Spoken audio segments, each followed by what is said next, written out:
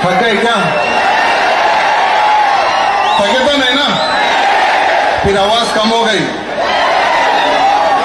बोलो भारत माता की, भारत माता की, छत्रपति शिवाजी महाराज की, संभाजी राजे की, जीजा माता की, जय श्री राम, जय श्री राम, जय श्री राम।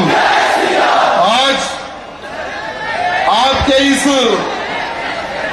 सोलापुर की पवित्र धरती पर दूसरी बार हिंदू जन आक्रोश मोर्चा, जो आपके सबके सहयोग से जो आज सफलता की ओर जो बढ़ रहा है, इस कार्यक्रम को सफल करने के लिए जितने भी मेरे नौजवान छत्रपति शिवाजी महाराज के मामले और हमारी माताएं बहनें इस कार्यक्रम को सफल बनाने के लिए आए हैं, मैं आप सबको हृदय से प्रणाम करता हूं, धन्यवाद प्रकट करता हूं। मित्रों, जब से मैं देख रहा था कि कार्यकर्ताओं में जोश है लेकिन होश नहीं है। कार्यकर्ताओं में बहुत जोश है। अगर मैं किसी पर्वत को बताऊं कि इस पर्वत को हटा दे, तो आप 2 सेकंड में उस पर्वत को हटा सकते हैं। उतनी शक्ति, उतना जोश आप सब में है, लेकिन अब हमें जोश से नहीं, होश और टेक्निकली हमें काम करना है। आज हम सबका एक लक्ष्य होना चाहिए कि हमारे भारत देश को एक अखंड हिंदू राष्ट्र हम कैसे घोषित करें, उस पर हमें विचार विमर्श करने की आज आवश्यकता है। हमारे इस महाराष्ट्र की पवित्र धरती पर जिस प्रकार से लव जिहाद, लैंड जिहाद, गौ हत्या एवं वक्फ बोर्ड का जो अत्याचार हमारे महाराष्ट्र में जो फैलते जा रहा है, इसको हम किस प्रकार से रोकें, उस विषय पर हमें विचार विमर्श करने की आज आवश्यकता है। मैंने देखा है, जब जब मैं सोलापुर की इस पवित्र धरती पर आता हूं, मुझे बहुत प्यार इन नौजवानों द्वारा मिलता है। बहुत ही अच्छा संगठन देखने को मिलता है इस क्षेत्र में। लेकिन जब हमारा कोई कार्यक्रम होता है, जब कोई सभा होती है, जब हम सभा करने के बाद में जब चले जाते हैं, उसके बाद में कार्यकर्ताओं का जो खून है, जो जोश है, वो ठंडा हो जाता है। क्यों? इस विषय पर आप लोगों को विचार विमर्श करने की आवश्यकता है। आज इस आक्रोश मोर्चे का एक ही एक उद्देश्य है, सोए हुए हिंदू को जगाने का। हमारा जो हिंदू है वो कुंभकर्ण बनते जा रहा है। कुंभकर्ण पता है कौन था? जो 6 महीने खाता था और 6 महीने सो जाता था, फिर उसको उठाने के लिए बहुत मेहनत करनी पड़ती थी। वैसे ही आज का हमारा हिंदू भाई कुंभकर्ण बढ़ते जा रहा है। मित्रों, हमारे इस सोलापुर के क्षेत्र के हिंदुओं की रक्षा कौन करेगा? क्या हम हैदराबाद से आएंगे? बोलिए आप। या हमारे नीतीश भाई राणा जी, जो मेरे बहुत अच्छे दोस्त हैं, मेरे मित्र हैं, मेरे चुनाव प्रचार के लिए भी वो आए थे, क्या वो आएंगे? आपकी रक्षा आपको खुद ही करना पड़ेगा। लव जिहाद को मुंह तोड़ का जवाब देना आपको ही पड़ेगा। गौ मां की रक्षा आपको ही करनी पड़ेगी। वक्फ बोर्ड के नाम पर जो नोटिस भेजा जा रहा है, इन गद्दारों को जवाब आपको ही देना होगा, संगठित होकर। मैंने सुना है कि यहां के कार्यकर्ता जातिवाद में बढ़ते जा रहे हैं। जातिवाद, धर्मवाद में हम लोग बढ़ रहे हैं। इसका नुकसान किसे होगा? किसको होगा नुकसान? मैं लिंगायत हूं, मैं क्षत्रिय हूं, मैं गौड़ हूं, मैं मराठा हूं। ये अगर भावना हम सब में रही हिंदू राष्ट्र हमारा भारत देश नहीं बनने वाला मेरे भाइयों। बनेगा क्या? अगर कोई भी व्यक्ति अगर आपको पूछे कि तुम किस जाति को हो, तो तुम उसको कहना कि मेरी जाति हिंदू जाति है। मैं एक हिंदू हूं। सबसे पहले ये आप उस व्यक्ति को जवाब देना। अगर आप प्रारंभ करेंगे तो आने वाले समय में आपको देखकर हर राज्य का हिंदू कहेगा कि सबसे पहले मैं एक हिंदू हूं, उसके बाद में मैं उस जात का हूं, मैं उस समाज का हूं। यह हमें एक अवेयरनेस लाने की आज आवश्यकता है मेरे भाइयों। आज हमारे इस सोलापुर के ग्राम देवता सिद्धेश्वर महाराज जी, उस मठ को, उस मंदिर को वक्फ बोर्ड के लोग बताते हैं कि हमारा लैंड है। क्या इनके बाप का लैंड है? क्या इनके बाप का लैंड है? क्या बताइए। आज अगर हमारा भारत देश अगर इस चीजों पर अगर विचार नहीं करेगा तो आने वाले समय में हमें बहुत बड़ा नुकसान झेलना पड़ेगा। बहुत सारे यहां पर युवा पीढ़ी है, आप सबको पता नहीं है ये वक्फ बोर्ड क्या है। आपको बताएगा वक्फ बोर्ड क्या है? ये वक्फ बोर्ड एक ऐसा कानून, एक ऐसा एक्ट बनाया गया, अगर कोई भी वक्फ बोर्ड का मेंबर, कोई भी व्यक्ति अगर इस बिल्डिंग को अगर एक नोटिस भेज दे कि ये लैंड, ये बिल्डिंग वक्फ बोर्ड की है, तो ये बिल्डिंग वाला खाली करके चले जाना। भारत की कोई भी ताकत, कोई भी संविधान, कोई भी कोर्ट इस बिल्डिंग को नहीं बचा सकता। भारत देश के पहले प्रधानमंत्री हमारे चिच्चा नेहरू जी ने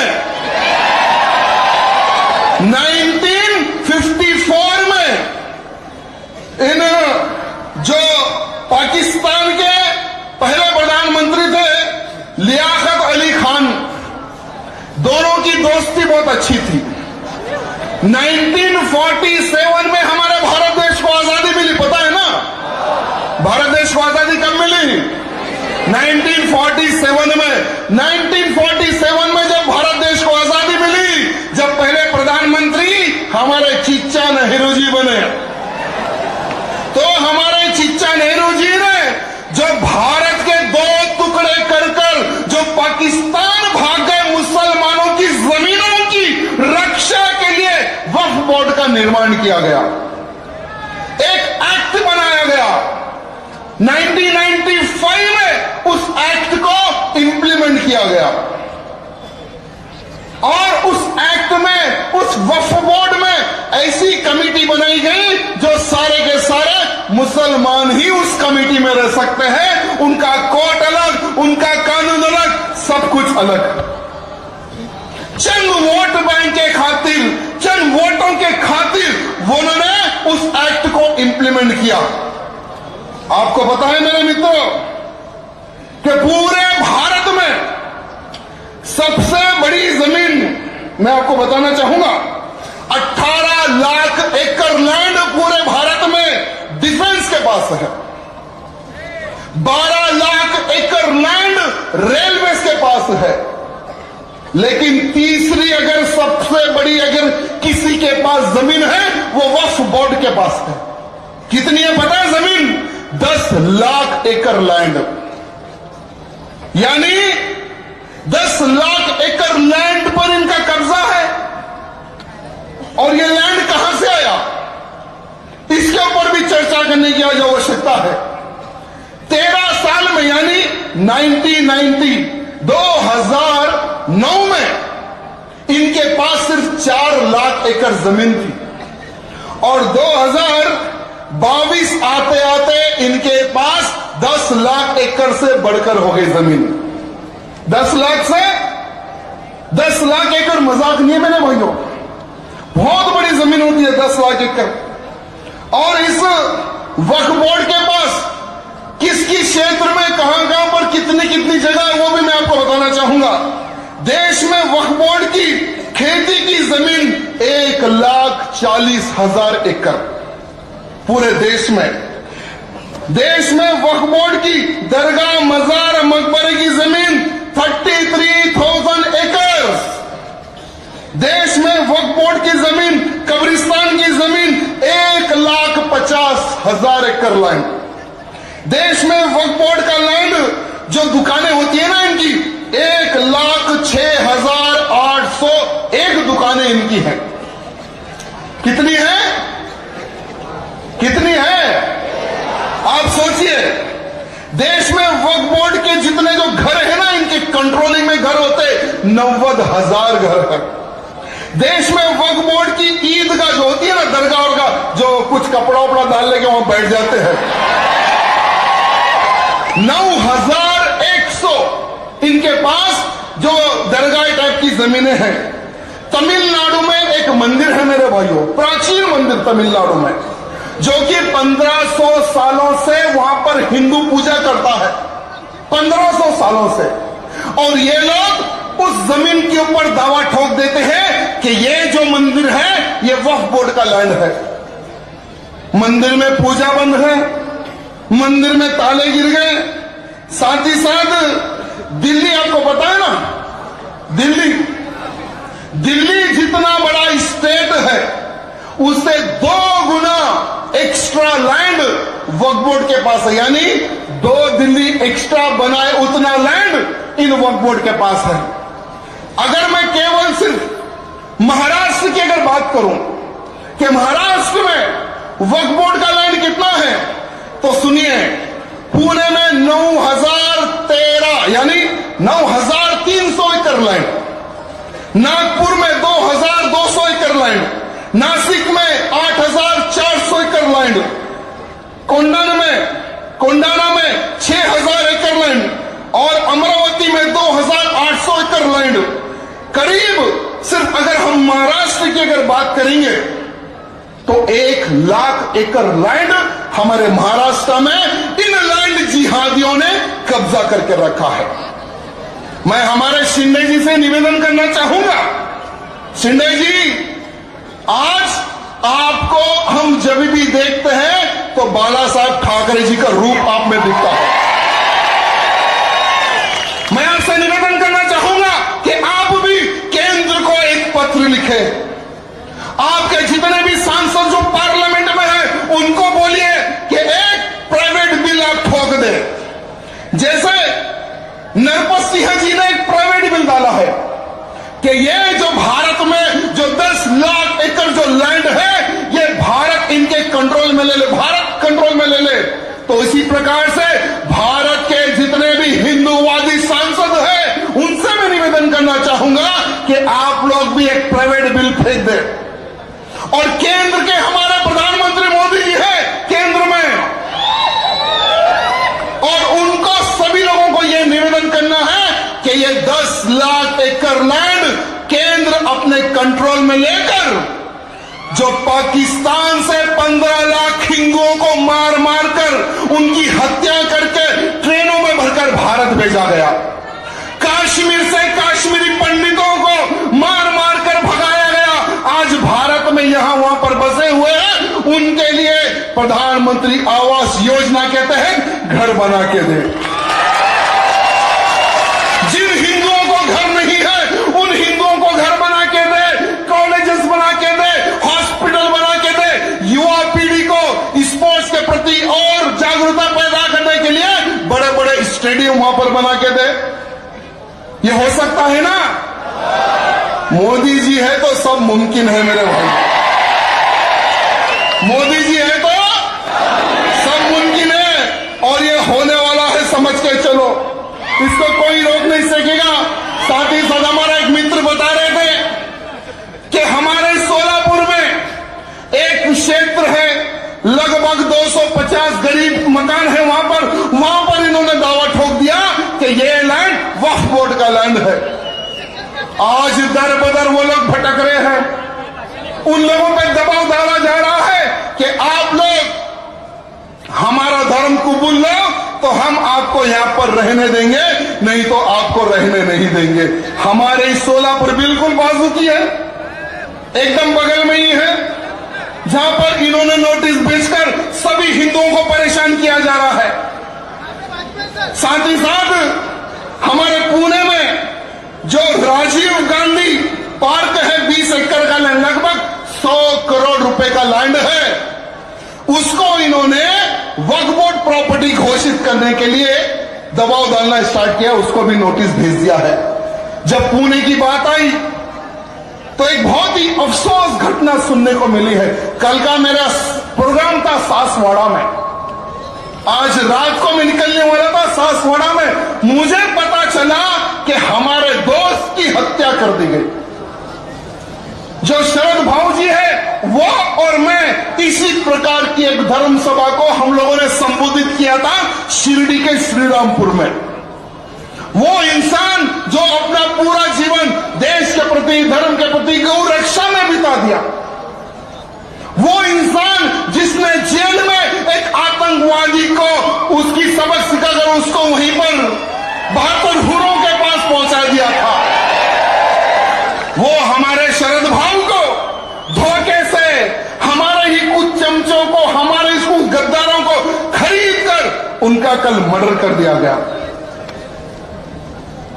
वो जो शरद भाऊ की जो धर्म पत्नी है वो भी एक हिंदूवादी है, वो भी आज इस मंच पर आने वाली थी, उनका भी मान सम्मान का कार्यक्रम था। हम सब लोग मिलकर शरद भाऊ की आत्मा को शांति के लिए प्रार्थना करना है और तुलजा भवानी माता से प्रार्थना करना है कि हे मां, शरद भाऊ को अपनी चरण में जगह दे दे और फिर से इस दुनिया में भेजो, क्योंकि उनका जो अधूरा काम था हिंदुत्व के प्रति वो और भी आगे काम कर सके, फिर कोई ना कोई किसी के भी घर में उनको फिर से जन्म दे, ये हमें मां से प्रार्थना करना है। इतिहास गवाह है मेरे भाइयों, इतिहास गवाह है कि हमारे हिंदुओं को तो हमारे हिंदुओं ने ही लूटा है। अरे दुश्मन तो दिखता है, लेकिन वो दुश्मन को हम कैसे पहचाने जो भगवा पहनकर पीछे चाकू लेकर खड़ा होता है। ऐसे गद्दारों को हमें पहचानना है मेरे भाइयों, और खास करके ऐसे नेताओं को हमें पहचानना है जब जब हिंदुओं को और हिंदू कार्यकर्ताओं पर कठिनाई आती है, जो नेता घर में चुप जाता है उसको सबक आप सब लोग मिलकर सिखाना है मेरे भाइयों। आज लव जिहाद के नाम पर क्या हमारी बहन बेटियों का बलात्कार नहीं हो रहा है क्या? लव जिहाद के नाम पर अपना धर्म बदलकर, झूठा कलवा पहनकर हमारी बहन बेटियों को फंसाकर बच्चा पैदा करने की मशीन बना रहे हैं लोग। अगर वो लोग मशीन नहीं बनती है हमारी बहन, तो श्रद्धा के जैसे 35-35 टुकड़े ये लोग कर रहे हैं। सिर्फ महाराष्ट्र नहीं मेरे भाइयों, भारत के हर राज्य में, भारत के हर राज्य में लव जिहाद का षड्यंत्र फैलते जा रहा है, हर राज्य में।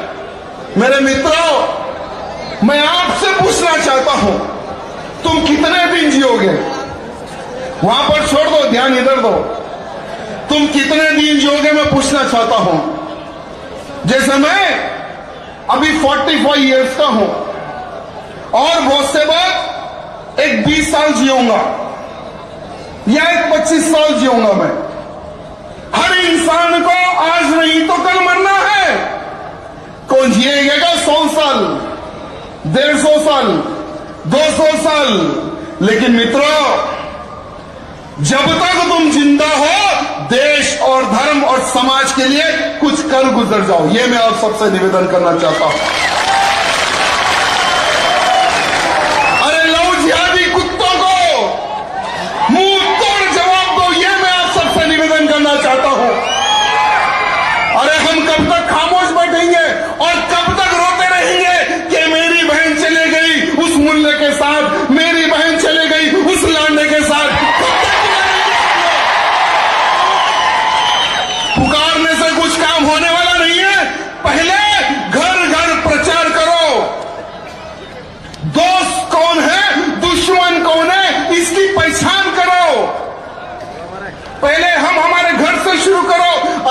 जितने यहाँ पर नौजवान हैं, अरे घर से अपनी बहन को इस सभा में ला लेना था, या अपनी माँ को इस सभा में ला लेना था, या अड़ोस पड़ोस में जो भी हमारी बहन है उसका हाथ पकड़ के इस सभा में लाना था।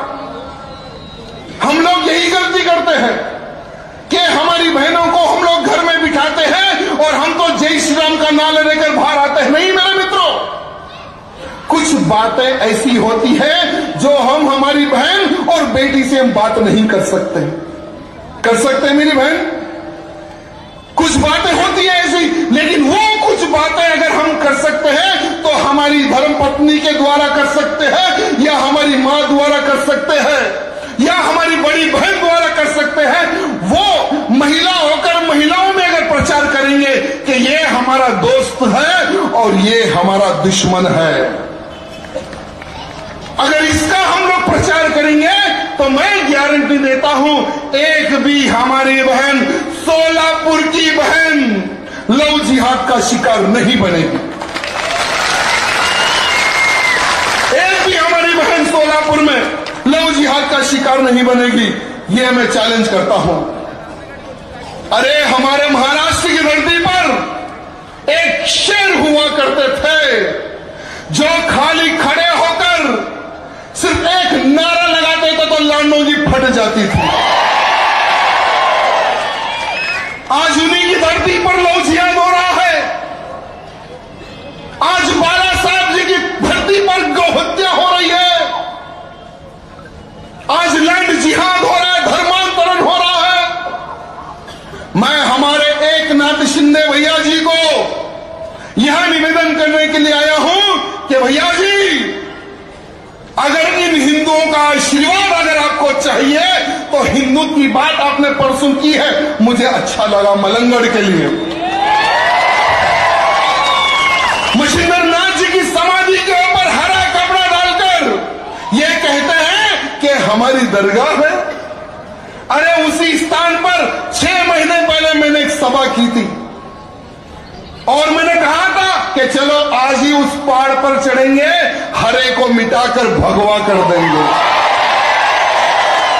तो हमारे पुलिस भाई सभी लोग आ गए, 100-200, नहीं सर आप नहीं जा सकते। तो मैंने कहा कि तुम मुझे आज रोक रहे हो, कल का दिन देख लेना। आज ये मेरे अकेले की आवाज है, आने वाले समय में पूरे महाराष्ट्र के हिंदुओं की आवाज होगी। और वही मलंगड़ के ऊपर जो मछिंद्र नाथ जी की समाधि है, मुख्यमंत्री जी ने बहुत अच्छी बात कही है, इसके लिए मैं उनको धन्यवाद प्रकट करता हूं। और हमारे मुख्यमंत्री से निवेदन करना चाहूंगा कि मुख्यमंत्री जी, इन लांडों के वोटों के चक्कर में मत जाइए। अरे आपका जो समय है ना, वो समय खर्च गौ मांस खाने वालों के पीछे ना दे, गौ रक्षा करने वालों के पीछे आप समय दे। मैं देखता हूं कि भारत की कौन सी ताकत होगी जो आपको हरा सकेगी। कोई आपको नहीं हरा सकेगा। और महाराष्ट्र का इतिहास है, महाराष्ट्र का एक इतिहास है जो हिंदुत्व की बात करता है, उसको ऊपर उठाकर रखता है। यह महाराष्ट्र का हिंदू है। शिंदे जी से निवेदन करना चाहूंगा कि भारत के हर वो हिंदू आज आपके तरफ देख रहा है, योगी आदित्यनाथ जी की तरफ देख रहा है और प्रधानमंत्री मोदी जी की तरफ देख रहा है। हमारे शिंदे जी से निवेदन करना चाहूंगा कि महीने या 2 महीने 6 महीने में एक बार हमारे योगी जी के पास जाकर चाय पर चर्चा करके आ जाइए।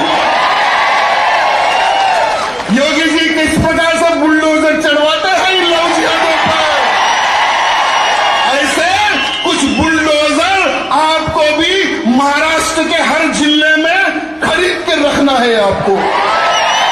या नहीं तो जहां जहां पर आपके आमदार है या खासदार है, सबको एक एक बुलडोजर गिफ्ट दे दो।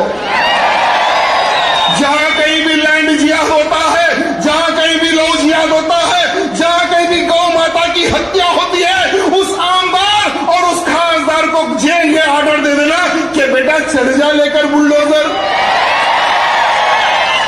फिर देखिए कि कहां पर कौन गौ माता को काटेगा। काटेगा क्या? होना चाहिए? या सिर्फ राजा सिंह की आवाज है या महाराष्ट्र के हुआ नौजवान की आवाज है? आप बताओ मेरे को। आप चाहते हो ना? चाहते हो ना? अरे 22 तारीख के दिन, 22 जनवरी के दिन क्या है? उस दिन क्या है? अरे भूतो ना भविष्य, हमने नहीं सोचा था कि अयोध्या में राम मंदिर बनते हुए देखेंगे। कई वर्षों से साधु संत, हमारे जैसे कई हिंदूवादी वक्ताएं ये मंचों के माध्यम से कहते थे कि लाठी गोली खाएंगे, मंदिर वहीं बनाएंगे।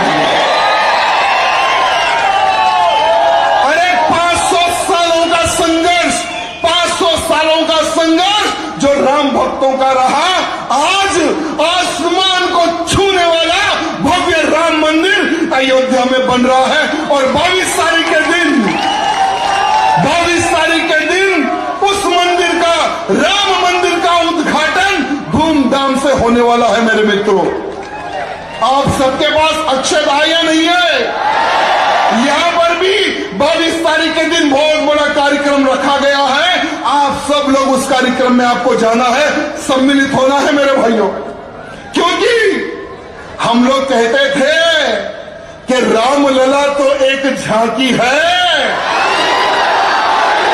अब हमारे राम जी लला तो बैठ गए अयोध्या में, अब और दूसरे टारगेट पे हमें काम करना है मेरे भाइयों। अब मथुरा में भी जो कलंक लगा हुआ है, जो इल्लीगल जो ढांचा बना हुआ है ज्ञानवापी का, वो भी टूटने वाला है मेरे मित्रों। और काशी में कितने लोग गए यहां पर काशी विश्वनाथ मंदिर के दर्शन करने के लिए? आप लोगों ने देखा होगा कि जब हम मंदिर के दर्शन करने जाते हैं तो एक विशाल नंदी भगवान एक मस्जिद के सामने बैठे हुए हैं। आप लोगों ने देखा होगा जहां कहीं भी हमारा पवित्र शिवलिंग होता है उसके सामने हमारे नंदी भगवान बैठते होते हैं। तो वहां पर भी हमारे ज्योतिर्लिंग को तोड़कर, मंदिर को तोड़कर वहां पर इल्लीगल रूप से एक ढांचा खड़ा किया गया।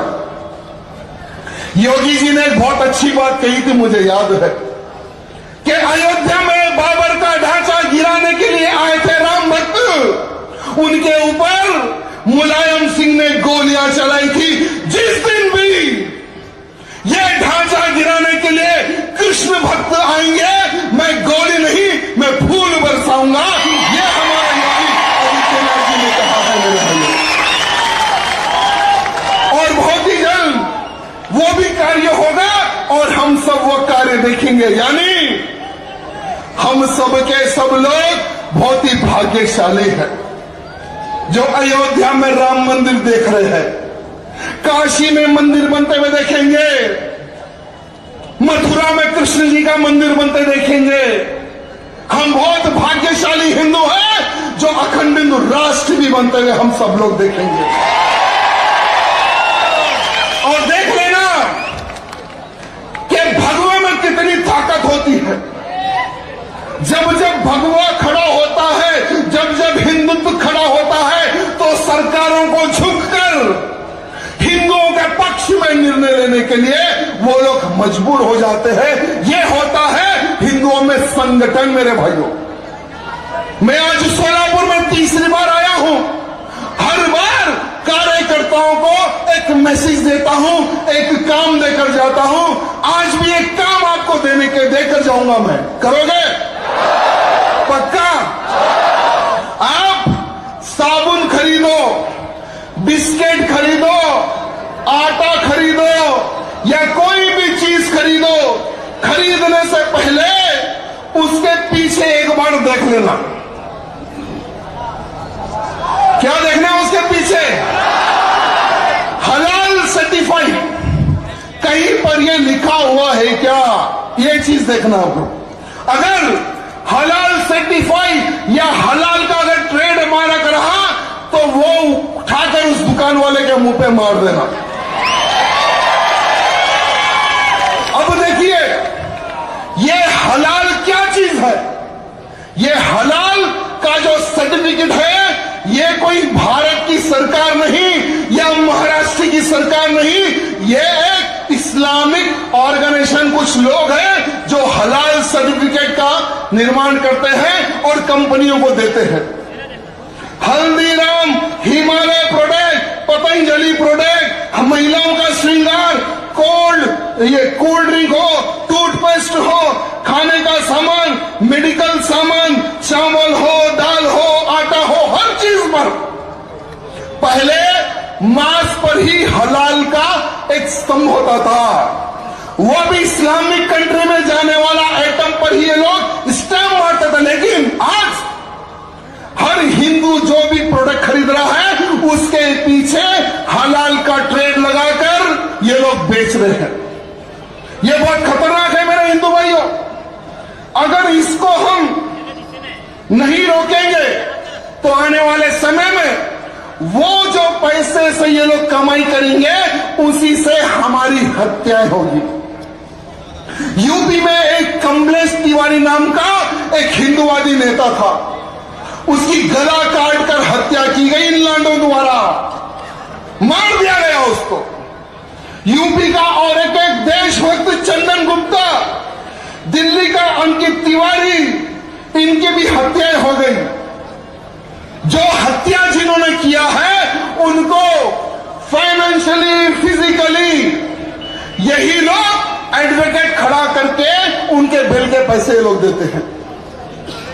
भारत में लव जिहाद जैसे संगठनों को बाइक का पैसा देते हैं, पेट्रोल का पैसा देते हैं, उनको अच्छे कपड़े खरीदने के लिए यही सर्टिफिकेट से पैसे कमाने वाले लोग देते हैं। मेरे भाइयों, आपको पता है कि ये कौन से नाम पर ये लोग सर्टिफिकेट देते हैं? जमीयत उलेमा हिंद, जमीयत उलेमा महाराष्ट्र, इस पर ध्यान देना मेरे भाइयों। जमीयत उलेमा महाराष्ट्र, हलाल सर्टिफिकेशन इंडिया, ये सब के सब इलीगल रूप से हमारे भारत में सर्टिफिकेट के नाम पर स्टैम्प लगाकर लाखों करोड़ रुपए लोग कमा रहे हैं। 2006 में मालेगांव बम ब्लास्ट, 26/11 में मुंबई रेल ब्लास्ट, 26/11 हो, यानी कईयों ब्लास्ट जो हुए हैं, उनके पीछे भी यही आतंकवादी संगठन फाइनेंशियली और फिजिकली ये लोग पैसे खर्च करते हैं मेरे भाइयों। इसीलिए हमारी मौत का सामान हमें नहीं लेना है मेरे भाइयों, हमारी मौत का सामान हमें नहीं लेना है। इसलिए कोई भी चीज खरीदो, एक बार उसको देखो, समझो, उसके बाद में ही खरीदो। ये मैं आप सबसे निवेदन करना चाहूंगा। साथ में आखिरी बार मैं आपको एक काम देकर जाने वाला हूं। जो भी हिंदू भाई यहां पर आज अकेला आया है, आने वाले समय में जैसे इस आक्रोश मोर्चे के जो भी ऑर्गेनाइजेशन भाई बंधु है, उनसे निवेदन करना चाहूंगा कि फिर 6 महीने के बाद एक सभा का आयोजन आप सबको करना है और उस सभा में लगभग मैं 5 घंटे मंच पर रहूंगा। पहले 5 घंटे में से 4 घंटे रिपोर्ट कार्ड पूछूंगा आप सबसे। आपको जो मैं काम देने वाला हूं, सबसे पहले कि मैंने सोलापुर में इतनी गैया मैयाओं को बचाया है, वो आप मुझे बताना है। मैंने इतने लव जिहादियों के हाथ से मेरी बहन बेटियों की रक्षा की है, वो कार्ड आपको बताना है। मैंने लैंड जिहादियों से इतने लैंड को, इतने हिंदुओं के लैंड को मैंने सुरक्षित किया है, वो आप सबको बताना है। मैंने लव जिहाद के नाम पर घूमने वाले लांडों को इतने फोड़े हैं, ये मुझे आप बताना है। मेरे भाइयों, भले ही हमारे महात्मा गांधी जी ने देश को आजाद कराया था, मैं 2 इंसान का फॉलोअर हूं। एक तो महात्मा जी के डंडे का, दूसरे छत्रपति शिवाजी महाराज की तलवार का। और हमें इस देश को अगर हिंदू राष्ट्र बनाना है, तो हमें छत्रपति शिवाजी महाराज जैसी सोच